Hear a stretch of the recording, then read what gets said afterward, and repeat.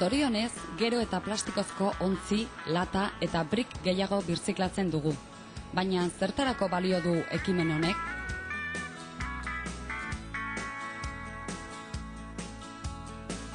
Inguruan ditugun produktu asko birziklaturiko plastikoekin egindakoak dira. Etiketako botillonek esan nahi du arropa hauek plastiko birziklatuarekin egina daudela.